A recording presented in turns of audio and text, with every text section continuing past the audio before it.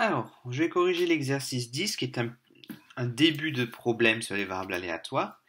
Donc on organise une tombola, on vend 500 billets, un seul de ces billets permet de gagner un lot d'une valeur de 620 euros, 9 billets permettent de gagner un lot de 70 euros, 50 billets sont remboursés et les autres sont perdants. Les billets sont vendus 5 euros.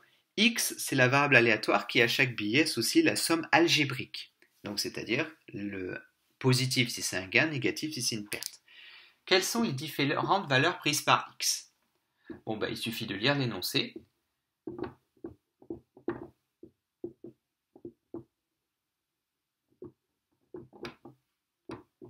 Donc, soit par exemple, j'ai un billet perdant.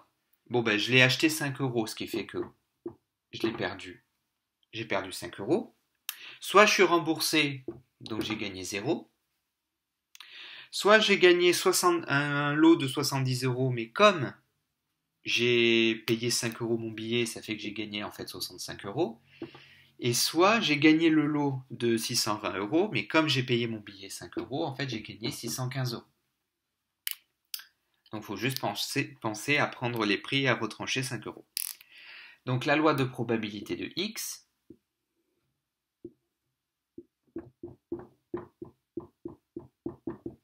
c'est d'abord en haut les différentes valeurs possibles et en bas leur probabilité. Donc sur les 500 billets, il y en a un seul qui permet de gagner le lot à 620 euros. Il y en a 9 qui permettent de gagner celui-là. Il y en a 50 qui sont remboursés. Et le reste est perdant. Donc là, ça fait 50 plus 9 plus 1, ça fait 60 billets qui permettent de gagner au moins un petit peu quelque chose. Donc il reste 440 billets perdants. Donc voilà la loi de la variable aléatoire. Je vais effacer en haut. Et maintenant, on vous demande de calculer l'espérance de x. Donc l'espérance de x, pour calculer ça fois ça, plus ça fois ça fois ça, plus ça fois ça, plus ça fois ça. Ouais, j'ai oublié un petit quelque chose là. C'est 9, voilà.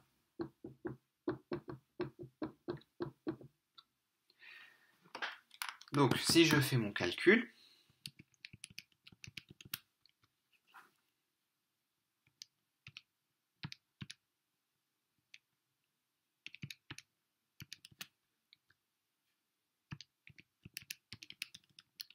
je trouve moins 2.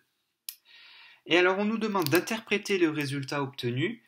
Interpréter une espérance, il faut penser tout de suite moyenne. Le gain algébrique moyen.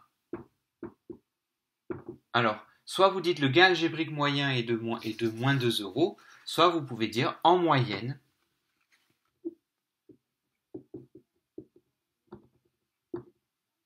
on perd 2 euros à cette tombola.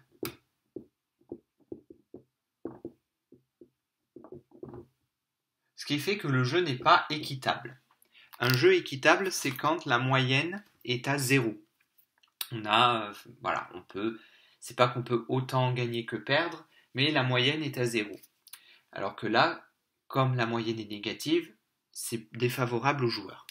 Alors je vais le noter dans un coin, parce qu'après il faut calculer l'écart type. Qui dit calculer l'écart type, dit calculer la variance. Je vais effacer. Donc l'interprétation d'une espérance, c'est toujours en moyenne, blablabla. D'accord?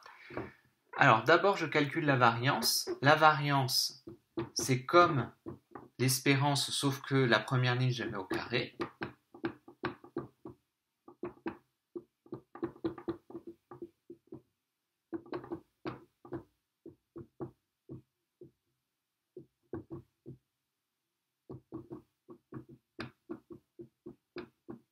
Et la variance va mesurer l'éloignement. Alors, il ne faut pas que j'oublie de retrancher l'espérance au carré. Surtout pas. Donc, je fais ça au carré fois ça, plus ça au carré fois ça, plus ça au carré fois ça, plus ça au carré fois ça, moins mon espérance au carré. Donc si je fais mon calcul,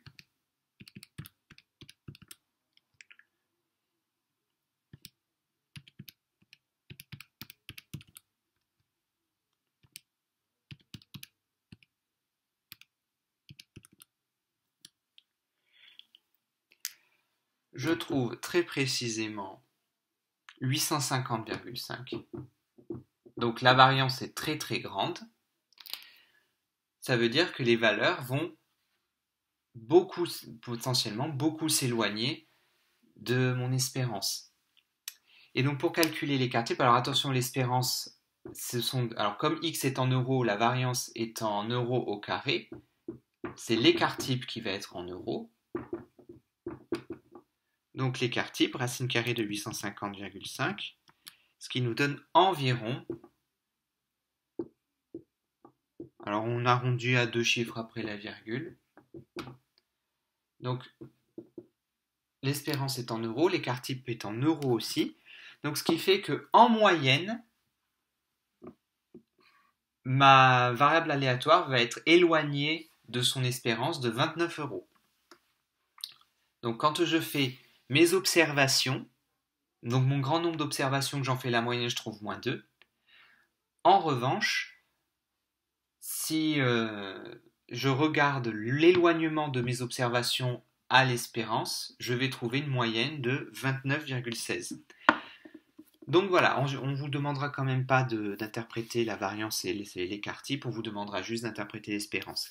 Mais donc voilà, cet exercice-là illustre encore le calcul de la variance et de l'écart type qui sont, pour ainsi dire, systématiques dans les problèmes sur les variables aléatoires.